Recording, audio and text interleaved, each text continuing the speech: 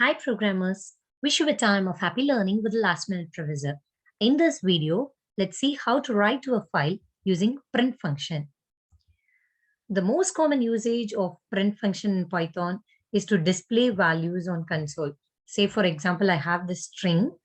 If I want to write this to console, I use print of data.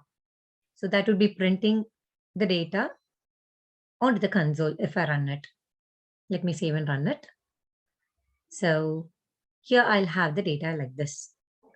Now what we are going to do is we are going to write the string to a file using print function. Let's get started by opening a file in write mode. With open of the file name, I'm going to write to file1.txt. So I'm giving it here, comma, w, write mode. Now the file object it returns, let me name it as f. Now that the file object is ready, let's call the print function. Print of the string is data. Now the second argument is file, where I'm passing this file object, f.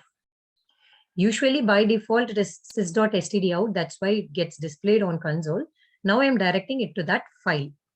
So now if we run, we will have the string returned to the file. We can check the file. We'll have the data there. That's it. To encourage and support this work, do like, share, and subscribe. Thank you for watching. Stay tuned for further updates.